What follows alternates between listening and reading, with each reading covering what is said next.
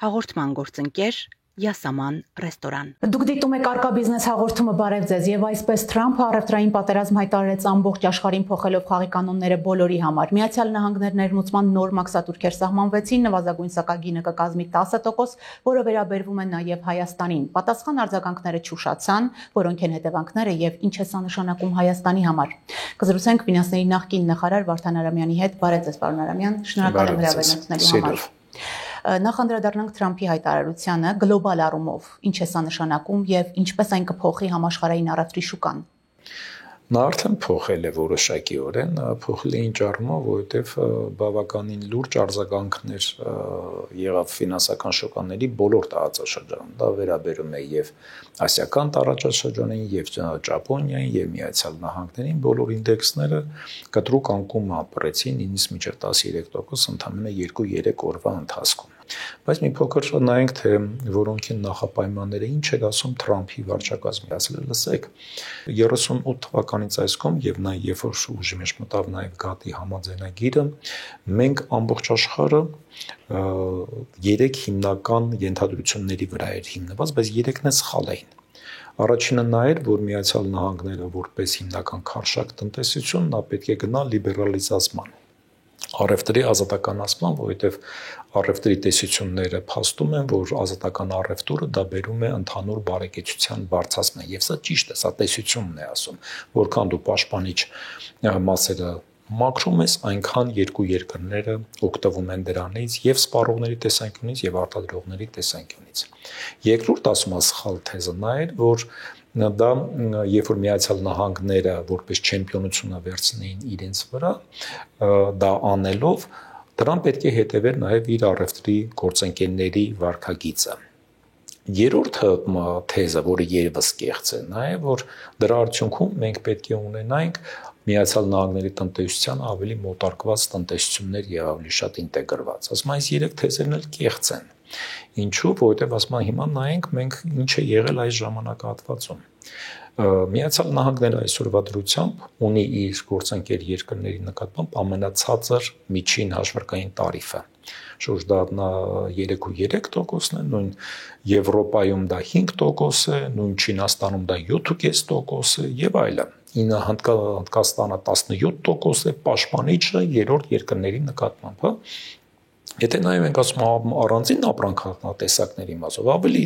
վիճակը տխուր է, որովհետև մենք երրորդ երկրների նույն առևտրային գործընկեր երկրների նկատմամբ ավելի տոլերանտ ենք եւ ավելի ցածր տարիֆներ ենք կիրառում, բայց դուք օրինակ ձեր շուկան պաշտպանում եք։ Օրինակ ասենք նույն ավտոմեքենաների ներմուծման մասով մենք ունենք 2.5% տարիֆ, Եվրոպան ունի 10% տարիֆ, Չինաստանը ունի 15% անոց տարիֆ եւ այսպես Հնդկաստանը 70% անոց տարիֆ եւ հարց է առաջանում դուք ձեր սեփական արտադրողին տարիֆներով պաշտպանում եք, ասենք նույն Եվրոպան իրենց համար Mercedes եւ BMW ավտոմեքենաների ներքին շուկան պետք է պաշտպանված լինի, իսկ ես General Motors-ը չպետք է պաշտպանեմ։ Եվ այդ պայմաններում ես պետք է անեմ ամեն ինչ, որպեսզի եւ դա հանգեցնում է նրան, որ ունենք շատ բարձր պակասորդ, որը որ արդեն 1 տրիլիոն դոլարից ավել է, ի տարբերություն այն երկրների, որոնք ունեն հավելուրդ, որովհետև իրենք պաշտպանում են մուտքը իմ ապրանքներից, իմ արտադրողներից, փոխարենը նրանք արտահանում են դեպի իմ երկրը, ես սա ճիշտ չէ, որովհետև եթե նայում ենք միայն այդ պրիզմայով, կարծես թե նրա ասածը ճիշտ է, բայց մենք չպետք է մոռանանք, որ աշխարհը գնացել է գլոբալիզացման, ասենք նույն Էլոն Մասկը, որը որ արդեն հայտարարություն արեց, որ նա այդքան էլ չի ողջունում, Տեսլա ընկերությունը ունի նաև արտադրություններ Չինաստանում, հասկանում եք, եւ աշխարհը բավականին գլոբալիզացված է եւ կարծես թե հարմարվել են, ընդհանուր եկել են հավասարակշռության եւ կտրուկ փոփոխությունը այս մատակարարման շղթաները disrupt քանդում է, այդ քանդումը բերելու է հետևանքների, բերելու է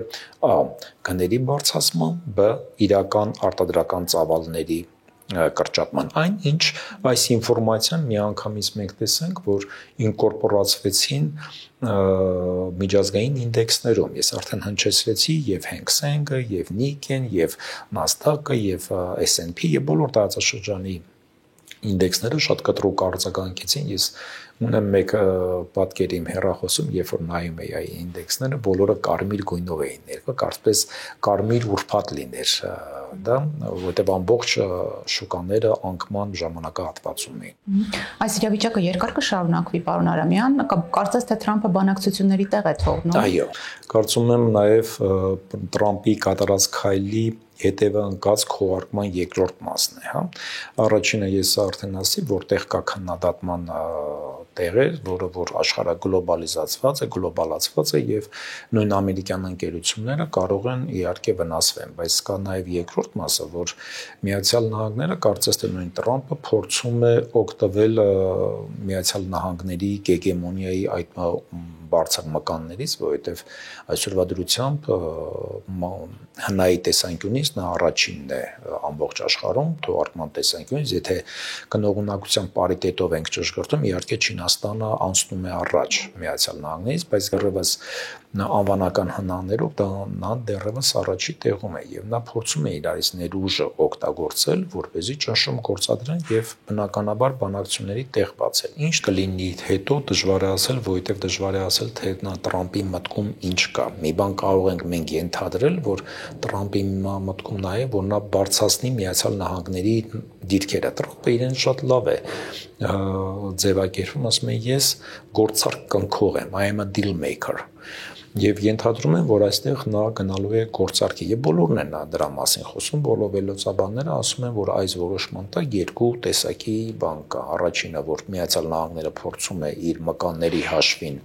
բանակցություններ լավագույն պայմաններ կորզել մնացած երկրներից, որովհետեւ այդտեղ գիտեք, օրինակ եթե նայում ենք այդ reciprocal փոխադարձ տարիֆների 57 երկրների նկատմամբ, երբ որ կիրառել են, այդտեղ հայտնվել են բավականին շատ աֆրիկյան երկրներ։ Հարց է առաջանում աֆրիկան երկրների հետ, չէ՞ որ Միացյալ Նահանգները բավականին մեծ առևտրաշրջանառություն չունեն, այնտեղ կան երկրներ, որոնք ունեն ընդամենը 90, 70, 120, 250 միլիոն դոլարի, հասկանում եք, միլիարդի նույնիսկ չի հասնում նրանց առևտրաշրջանառությունը, հասկանում, եւ այս պայմաններում հարցի առաջանում ինչու է նրա վրա կոշտ տարիֆներ կիրառում։ Ես ենթադրում եմ, որ այդտեղ կա նաև մրցակցություն երկու ուժերի միջև Չինաստան եւ Միացյալ Նահանգներ, որովհետեւ չինացիները բավականին ագրեսիվ են ներխուժել աֆրիկյան տարածաշրջան, իսկ աֆրիկյան տարածաշրջանում բավականին շատ բնական ռեսուրսներ կան։ Ձեզ օրինակ բերեմ, օրինակ Կոնգոյի Դեմոկրատական Հանրապետությունում։ Կոնգոյի Դեմոկրատական Հանրապետությունը հայտնի ամբողջ աշխարհում որպես պղնձի եւ կոբալտի ամենամեծ պաշարներ ունեցող երկիր եւ այնտեղ շահերի մեծ բախում է գնում Չինաստան եւ Միացյալ Նահանգներ։ Ենթադրվում է, որ այստեղ ուղղակի հարցը դրված է ոչ թե որ Միացյալ Նահանգները պայքարի չինացիների հետ, այլ Կոնգոյի Դեմոկրատական Հանրապետության կառավարությունը գնա Միացյալ Նահանգների դուռը եւ այնտեղ արդեն բանակցություններ կնքեն, բնականաբար այդտեղ նաեւ կհնչեն նախապայմաններ։ Սա կոչվում է տնտեսական դիվանագիտություն։ Սա կոչվում է տնտեսական դիվանագիտություն, ամեն դեպքում գիտեք, դրանք վերլուծաբանների կողմից ենթադրություններ են, որովհետեւ սովորաբար նմանատիպ տնտեսական դիվանագիտություն, ինչպես որ դուք ասացիք, ինքը լինում է բազմապրոֆիլ։ Դրան ուզենք թե չուզենք, նաև սկսում է կողքից մտնել նաև քաղաքական ենթատեքստերը եւ քաղաքական հարաբերությունները։ Տնտեսական դիվանագիտության կարծես թե քայլ ենք տեսնում նաև այն, որ Ռուսաստանը այն բացառիկ երկրների թվում է, որի նկատմամբ մաքսատուրքեր, նոր մաքսատուրքեր չեն սահմանվել։ Հետաքրքիր է ինչու եւ Հայաստանը կարող է սրանից ինչ որ ձևով օգտվել։ Գիտեք, Ռուսաստանի մասով հնչեցվում են կարծիքներ, որի հետ ես մասամբ եմ համաձայն, նաև հայկական իրականության մեջ լսեցի տնտեսագետներ կան, որ ասում են դե Ռուսաստանի նկատմամբ առանց այդ էլ բարձր տարիֆային պաշտպանիչ բաներ կա։ Ես ասեմ, որ ցանկում հայտնվել են երկրներ, որոնք շատ ավելի բարձր տարիֆային պատնեշների են հանդիպելու, սկսած ապրիլի 5-ից, քան Ռուսաստանի գործող տարիֆը, բայց այդտեղ խնդրեմը ուրիշ բանի մեջ է։ Ես կարծում եմ, որ Տրամպի վարչակազմը շատ լավ հաշվարկել է արդյունքները, այսինքն որպեսզի պատկերավոր օրինակ բերենք, ասենք մահացածի ոտքը կտրելով միևնույն է նրա մարմնին ցավ չես պատճառելու։ Հասկանում եք, հիմա Ռուսաստանի տնտեսությունը ամբողջությամբ SWIFT համակարգից անջատված է։ Ռուսաստանի տնտեսվարողները դոլարով չեն կարողանում գործարքներ կնքեն։ Ռուսաստանի արտահանումը միայն լիցենզավորված ապրանքատեսակների որոշակի բաներ կան, որոնք կարող են մուտք գործել Միացյալ Նահանգներ։ Հետևաբար այդտեղ 100% տարիֆ կիրառես, թե իջացնես ամբողջությամբ 0, միևնույնն է այստեղ աշխատում է սանկցիաները եւ ոչ թե այդ տարիֆային պատնեշները։ Դրա համար այդտեղ Ռուսաստանի հետ կապված որևիցե առնչություն չկա։ Ինչ վերաբերվում է այն հարցին, թե արդյոք Հայաստանը այստեղ ինչ-որ կառումով կարող է օգտվել։ Օգտվելու առումով, գիտեք, մենք պետք է նայենք հարաբերական դիրքերը։ Ես ցավոք ասեմ կոնկրետ միայն ուղակի ազդեցության տեսանկյունից ես այդքան մեծ հնարավորությունների շերտ չեմ տեսնում, որովհետև նույն պաշտպանիչը մենք հայտնվել ենք 10%-անոցների ցանկում, բայց նմանատիպ նաև մեր տարածաշրջանում Թուրքիան, Ադրբեջանը, նույն ԵԱՏՄ երկրներից այլ երկրներ եւս հայտնվել են Ղրղստանը, Տաջիկստանը, որը ԵԱՏՄ-ի անդամ չի, բայց այլ տարածաշրջանի երկիր է, 10%-անից ցանկում է հայտնվել։ Ես անկեղծ ասած չտեսա այնտեղ Վրաստանին, որ այդ ցանկի մեջ կա, այսինքն այստեղ գիտեք, որպեսզի մենք ասենք մենք առավելություն պետք է ունենանք, պետք է ինչ-որ հոսքերը պատտվեն ձեր մոտով որոշակի առավելություն ունենալով, եթե դու եւ քո նկատմամբ է 10% եւ ենթադրենք Ադրբեջանի կամ ենթայինք Թուրքիայի հարցի առաջանում չինական ապրանքները ինչու պետք է գան Հայաստան, եթե ավելի լավ լոգիստիկա կա Թուրքիայում կամ ենթադրենք Ադրբեջանում, որը Ռուսաստանով ավելի մեծ տարանցիկ փոխանցման հնարավորություն ունի կամ նույն Թուրքիայով։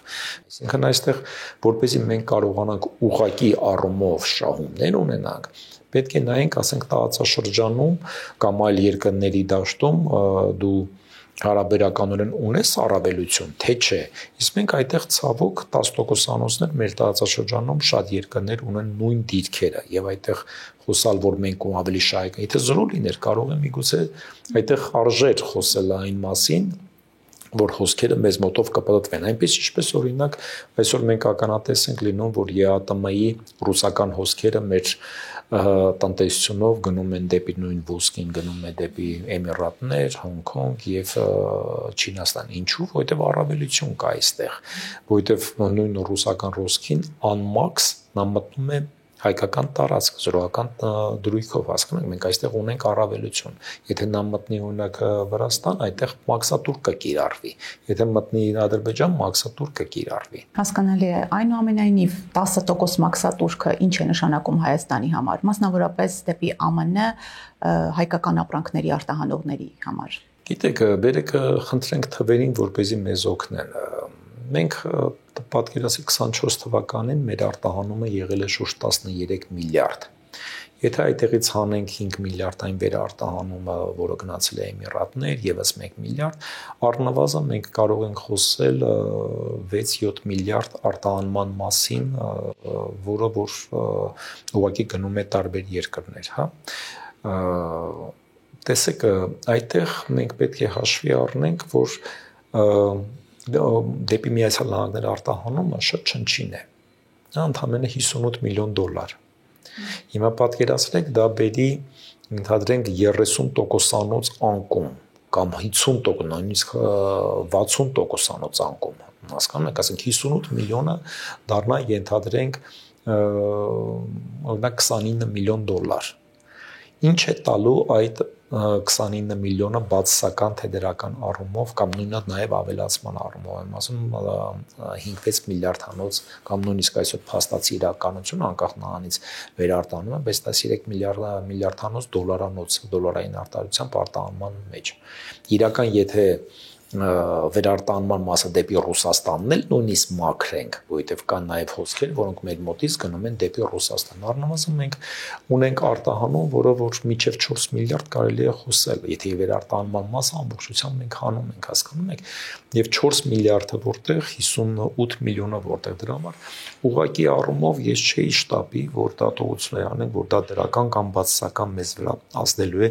եւ բերելու է էական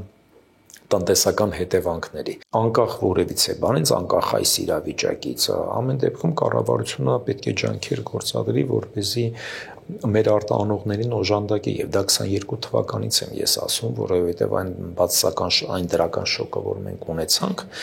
ակնհայտ էր որ բերելու էր մեր իրականում արտահանելի հատվածի խեղդման եւ մենք այդ դա տեսնում ենք տեսնում ենք որ արդյունաբերությունը եւ գյուղատնտեսությունը շատ ավելի համեստ են աճում իրենց կշիռներով հնայի մեջ փոքրանում են բայց ոչ արտահանելի հատվածը մեծանում է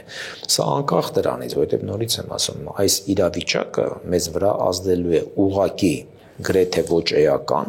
անուղղակի կախված է նրանից թե ինչ տեղի կունենա աշխարհի միջազգային կոնյունկտուրայում եթե ամբողջ աշխարհում տեղի ունենա պահանջարկի եւ պահանջարկի նվազում գների աճ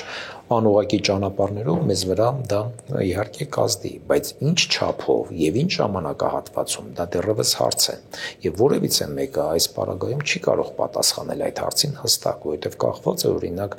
եթե հարավային Ամերիկայի պատվիրակությունը հաջողության է հասնում, եթե Չինաստանը չի կրկնում, որտեղ Չինաստանը սպառնացել է, որ նա եւս կբարձրացնի տարիֆները, փոխադարձ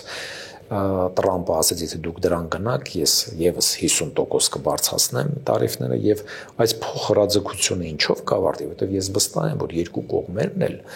գիտեն, որ տարիֆային պայքարի մեջ երկու կողմերի բարեկեցությունը ընկնելու է։ Սա առևտրի համաշխարհային տեսությունն է ասում, հասկանում եք։ Եվ այդ պարագայում ինչին վրա կկանգնեն, դա դժվար է ասել։ Այո, Թրամփը կարծում է, որ մաքսատուրքերի տեսքով առևտրային խոչընդոտները բարեկամ եւ հակառակորդ պետություններին կստիպեն գնալ զիջումների թե գումարային, թե տարածքային։ Սա Թրամփի խոսքերից մեջբերում էր եւ մենք արդեն դա տեսնում ենք խոսելով Հայաստանի Հանրապետության արտահանումների առյուծի բաժնի մասին, պիտի ասենք, որ ուղղվում է դեպի ԵԱՏՄ շուկաներ, եւս մեկ անգամ ասենք, թե ինչու է այդպես եւ ինչ հնարավորություններ եք տեսնում ԵԱՏՄ-ից դուրս գալու։ Գիտեք, արդյոք դրանք իրատեսական են։ Ոչ, ես մի քանի անգամ ասել եմ այսօր դրա հնարավորությունը ուղղակի դուրս շրխկացնենք եւ դուրս գանք, դա բավականին ցավոտ է լինելու։ Իդեպ գիտեք, կառավարությունում արհեստավարժ թևը, ֆինանսների նախարարություն Կենտրոնական բանկը եւ նույնիսկ ենթարենք ազգային ժողովի տնտեսական բլոկը շատ լավ կիրառում հասկանում է որ ԵԱՏՄ-ից դուրս գալը ցավոտ է լինելու մի քանի բաներ ասեմ թվեր ընչեցնենք տեսեք մեր ամբողջ վերարտահանման ընդհանուր մեր առևտրաշրջանառությունը 30 միլիարդ է եղել 24 թվականին հա հիմա 30 միլիարդից եթե մենք նայում ենք որքանն է կապված ԵԱՏՄ-ի հետ մենք այդտեղ տեսնում ենք շուրջ 42-43% կշիռ բայց դա միայն դրանով չի պայմանավորվում դրան պետք է գումարենք նաև դեպի օրինակ նոր ուղղություն է աճել օրինակ արաբական էմիրությունները 5 միլիարդ դոլարից ավել այնտեղ առևտրաշրջանառությունն է եւ հիմնականում դա արտահանումն է եթե օրինակ հետ գնանք 2 տարի առաջ տեսնենք արաբական էմիրությունների մեր արտահանումը որքան էր 250 միլիոնի կարգի է եղել հասկանում եք եւ հնարավոր չէր որ քեզ մոտ անգամներով ընդամենը մի քանի օրվա մեջ ոսկու արտադրությունը մի քանի տարվա մեջ ոսկու արտադրությունը կու պոտենցիալը այդքան մեծանա այս կախումը բավականին 22 թվականից այս կողմ մենք այնինչ այսօր ունենք այդ զարգացման արդյունքում է եղել ԵԱՏՄ-ում կշիռը մեծացել է դեպի Եվրոպա այլ երկրներ ընկել է սա ամբողջական պատկերն է Եթե մենք նայում ենք նաև այլ տնտեսական խողովակներ, օրինակ էներգետիկան, հա, մենք ոնց ենք կարծում, եթե ինչ կլինի մեր տնտեսության ծախսային գործոնների հետ, եթե օրինակի համար մենք գազը ներմուծենք ոչ թե $165, այլ ենթադրենք $300, բնականաբար դա ունենալու է շղթայական էֆեկտ։ Դա բերելու է մեր արտադրողների ծախսերի աճին, բերելու է էներգակիրների թարկանցմանը, հոսանքի թարկանցմանը եւ բնակչությունը եւ տնտեսվարողները ունենալու են ծախսերի աճ։ Ասում են գազ կգնենք Ադրբեջանից։ Շատ լավ, գազը գնում են ինչ գնով։ Եթե մենք մտածում ենք, որ Ադրբեջանը մեր համար բարեկամ երկիր է, ես այդպես չեմ կարծում։ Հասկանում եք, եւ երբ որ այդ իրավիճակի վրա մենք կանգնեցինք, բնականաբար ես ինչ կանեի ես, եթե լինեի Ադրբեջանի փոխարեն, բնականաբար կգցեի ամբողջությամբ իմ ազդեցության տակ տնտեսական գործիքով եւս, եւ անհրաժեշտ ժամանակահատվածում փականը կփակեի, փականը կբացեի։ Նույնիսկ այսօր մենք տեսնում ենք, որ Ադրբեջանը նույնիսկ պատերազմով սպառնալով կորզում է իր համար շահեկան վիճակներ։ Եթե սրանը գումարենք նաև տնտեսականը, շատ ավելի վատ է լինելու։ Ես դա վստահաբար ասում եմ, որովհետև նորից եմ ասում։ Չեմ կարծում, որ կա օբյեկտիվ դատող անձնավորություն, որ այս տարական բաները չտեսնի Ադրբեջանի արտահայտությունները։ Եթե մարդ այս արտահայտությունները տեսնում է եւ հակառակ ասում է, չէ, միևնույն է, ես պետք է գնամ Ադրբեջանի հետ տնտեսական քաղաքականությանը, ցավում եմ իր համար։ Նա նշանակում է, չեմ կարող ասել, թե ինչն է իր մտքում։ Ինչ վերաբերվում է մնացած գործին, ես նույնիսկ չեմ ասում մեր միգրանտների աշխատանքային մասերը, հասկանում եք։ Եվ այս ամբողջը, եթե մենք մեկտեղ ենք, բնականաբար ԵԱՏՄ-ից միանգամից դուրս գալը հանգեցնելու է նաև ԵԱՏՄ-ի պաշտպանիչ տարիֆային համակարգի կիրառումը դեպի մեզ։ Այսօր մենք ունենք ոչ պաշտպանիչ այդպիսի համակարգ, բայց երբ որ դու դուրս ես գալի, բնականաբար այդ պարագայում քեզ մոտ լինելու է որոշակի խոչընդոտներ։ Հիմա պարոն Արամյան, ԵԱՏՄ-ից դուրս չգալով մենք որ երկրների հետ կարող ենք մեծացնել մեր առևտրաշրջանառությունը, ինչ չիրացված հնարավորություններ եք տեսնում։ Ինչ է ասում միջազգային փորձը եւ երկրների լավագույն հաջողված փողը ինդուստրիալ քաղաքականությունների տեսանկյունից, ասում են դուք ստեղծեք կլաստերներ եւ մեծացրեք համագործակցությունը, որովհետեւ տնտեսվարողները շատ ավելի լավ են տիրապետում այն խոչընդոտներին եւ այն խնդիրներին, որոնք որ շուկաների մուտք գործելուց նրանք հանդիպում են եւ այդտեղ պետք է ձեր երկխոսությունը մեծանա։ Ժամանակին, գիտեք, մենք ունեինք այդպիսի ինդուստրիալ քաղաքականություն, կլաստերների բաժանված, որը որ ենթադրում էր պլատֆորմներ, որ ասեն գինեգործների հետ կամ այլ ոլորտի մասնակիցների հետ կառավարության երկխոսությունը պետք է ակտիվ լիներ։ Ես շուտով հիմա չգիտեմ դա ինչ վիճակում է, ենթադրում եմ, որ դա բավականին пассив վիճակում է, որտեղ լուրերով չեմ տեսնում, որ ընդհանրենք խմբային այդ կլաստերային բիզնեսմենները բարբերաբար հանդիպում են այնտեղ կառավարության անդամների հետ եւ կա ոչ թե այսպես այս էթոք պահային ինչ որ հանդիպումներ, այլ կա ստեղծված պերմանենտ պլատֆորմներ, որը երկխոսության հարթակ է եւ դրա արդյունքում կառավարությունը լսելով այդ ինդուստրիալ ուղղությունների մասին միջոցներ է ձեռնարկում, որպեսզի նա կարողանա մեծացնել նրանց մրցակցությունը։ Ինչպես օրինակ Չինաստանն է անում իր առանձին ինդուստրիաների, նույն ասենք, ինչպես Չինաստանը կարողացավ գրավել ամբողջ աշխարհը էլեկտրոմոբիլների առումով, այս սուբսիդիաներ տրամադրելով եւ հատուկ նպատակաուղղված որոշակի գործողություններ կատարելով։ Այդպիսի պլատֆորմներ են պետք ստեղծել, որովհետեւ սա միկրո մակարդակի գործողություն է, մակրո մակարդակի գործողության մասին։ Ես հարցնում եմ, որը 22 թվականին էր անհրաժեշտ անել, մենք բաց թողեցինք այդ ժամանակահատվածը, անհրաժեշտ էր այդ խոսքերի ժամանակահատվածում, երբ որ գալիս էր, շատ կոշտ ձևով հարկել ոչ արտանելի հատվածը եւ փոխարենը փորձել նաեւ արտանելի հատվածին գործիքների միջոցով օժանդակել ծախսերը նվազեցնելով եւ միևնույն ժամանակ կենտրոնական բանկ եւ կառավարություն պետք է կատարեն ստերիլիզացիա, որպեսզի փոխարժեքը ճիշտներ 380-390 դրամի։ Առևտրային պատերազմին անդրադառնալով, հատկապես որ երկրները կտուժեն եւ ովքեր կշահեն, ինչ վերաբերում է ԱՄՆ-ին, ասում են բոլորի համար դժվար է լինելու նաեւ Ամերիկայի ժողովրդի համար։ Իհարկե, ես կարծում եմ, եթե այս պատերազմը իրականում երկարաժամկետ եղավ, բոլորն են տուժելու, որովհետեւ ընդունված կանոն է։ Տեսեք, առևտրային տեսությունը ասում է հետեւյալը. եթե նույն քաշային կատեգորիայի երկրներ են իրար հետ բախվում առևտրային ճակատում, երկուսն էլ տուժում են։ Լավ, այստեղ մենք եթե խոսում ենք Միացյալ Նահանգներ ու Չինաստան, երկուսն էլ տուժելու են։ Եվ երկուսի մոտ էլ անգլերեն կոչվում է producer surplus and consumer surplus, սպառողների հավելուրդ եւ արտադրողների հավելուրդ։ Երկուսն էլ կրճատվելու են։ Սպառողները կորցնելու են լացույց սպառում, արտադրողները կորցնելու են լացույց արտադրություն թողարկելու հնարավորություն։ Երկուսն էլ ունենալու են եւ Միացյալ Նահանգներում եւ Չինաստանում։ Եթե վերցնում ենք փոքր երկրների մասով, օրինակի համար Միացյալ Նահանգներ եւ Հարավային Աֆրիկա, հա, Աֆրիկայի Հանրապետություն, այդտեղ կարծես թե ավելի շատ ընկնելու է բեռը Հարավային Աֆրիկայի վրա, քան թե Միացյալ Նահանգների հետ։ Եթե Եվրոպա եւ Միացյալ Նահանգներ են վերցնում, երկուսն տուժելու են, թեպետ Եվրոպան իր քաշային առումով ավելի թույլ է, քան հնայի առումով նայեն, քան Միացյալ Նահանգները, բայց չմոռանանք այստեղ կան նաև ինտեգրված եւ մատակարարման շղթաներ ասածներ, որովհետեւ նույն ամերիկյան ընկերությունները կարող են ունենան արտադրություններ նույն Եվրոպայում կամ ենթադրենք Հնդկաստան կամ Բանգլադեշում եւ այստեղ այդ ընկերությունները եւս տուժեն, որովհետեւ նրանք իրենց մատակարարման շղթան ինչ են անում, ասենք ենթադրենք պատկերացրեք հավաքում են ենթենք Dell համակարգիչներ, չիպերը արտադրվում են Թայվանում, մեկ այլ բան արտադրվում է միտեղ եւ այստեղ նրանք գալիս են եւ հավաքում են ենթենք Միացյալ Նահանգներում, միտեղ որ թանկանում է բնականաբար ամբողջական ծաղկը այդ Dell համակարգչի մեծա թանկանալու է, ով են տուժելու եւ Dell-ը եւ